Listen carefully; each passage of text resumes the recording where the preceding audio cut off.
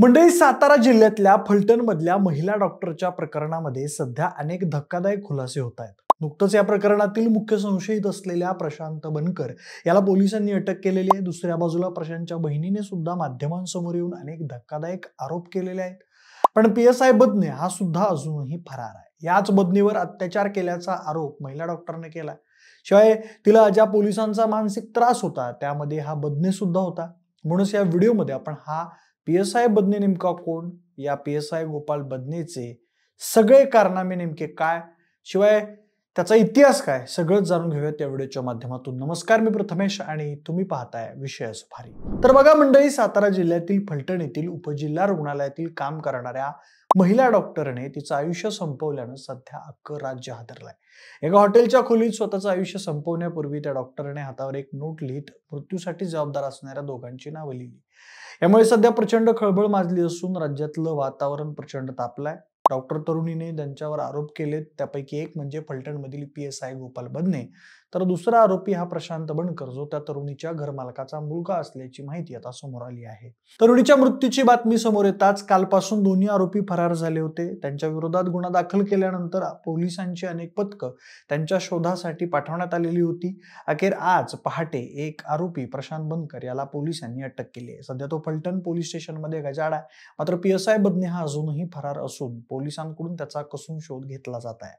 आता या प्रकरणात नवनवे अपडेट्स माहिती समोर येत असून महिला डॉक्टरने ज्या PSI बदनेवर अत्याचाराचे आरोप केलेत त्याचे नवे कारनामे, त्याची वाईट केळसवानी कृत्य ही देखील समोर येऊ लागली आहेत. महिला डॉक्टरने स्वतःचं आयुष्य संपवण्यापूर्वी तिच्या हातावर एक नोट लिहिलेली होती. माझ्या मृत्यूसाठी PSI गोपाल बदने हा जबाबदार आहे. त्यानं 4 वेळा माझ्यावर अत्याचार केला. तसेच प्रशांत बनकर यांनीही गेल्या 4 महिन्यांपासून माझा शारीरिक आणि मानसिक छळ केला, असं महिला डॉक्टरने तिच्या नोटमध्ये लिहिलं होतं. याच PSI गोपाल बदनेचे इतरही अनेक कारणांनी आता उघड होऊ लागले आहेत. त्याने फक्त मृत महिला डॉक्टरलाच नव्हे तर काही इतर महिलांनाही त्रास दिला, अशी माहिती सूत्रांनी दिली आहे. PSI बदने हा अनेकदा महिलांची छेड काढायचा, एवढंच नाही तर त्यांना डोळाही मारायचा, असाही धक्कादायक खुलासा झालाय.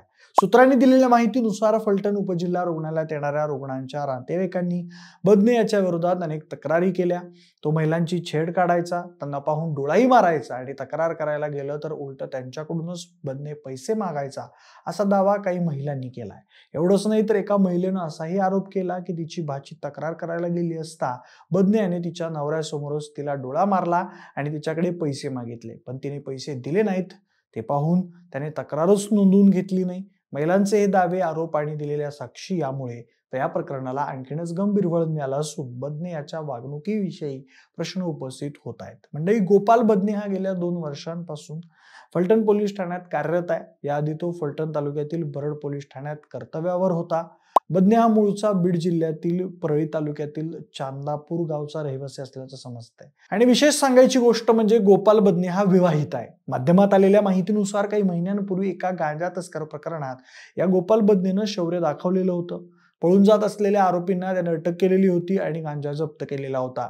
डॉक्टरच्या मृत्यूनंतर तिच्या नोटमध्ये नाव असलेल्या PSI बदने आणि प्रशांत बनकर हे दोघेही आरोपी फरार होते. पोलिसांनी त्यांच्या विरोधात गुन्हा दाखल करत शोधासाठी पथकं पाठवली. गोपाल बदने याला तात्काळ निलंबित करण्याचे आदेश मुख्यमंत्र्यांनी दिले आहेत. बऱ्याच शोधानंतर पोलिसांनी आज पहाटे एक आरोपी प्रशांत बनकर याला अटक केली. पण PSI बदने अजूनही फरार असून पोलिसांकडून त्याचा शोध सुरू असून त्याचे मोबाईलचं शेवटचं लोकेशन पंढरपूर परिसरात आढळलं होतं. पोलीस सूत्रांकडून मिळालेल्या माहितीनुसार गोपाळ बदनेचं शेवटचं लोकेशन पंढरपूर जवळ सापडलं असून त्यानंतर मोबाईल स्विच ऑफ करण्यात आला. त्यामुळे तो त्याच भागात नातेवाईक किंवा मित्रांकडे सुरक्षित जागी लपल्याचा अंदाज व्यक्त होत आहे. पोलिसांकडून सध्या विविध ठिकाणी त्याचा शोध घेतला जात आहे.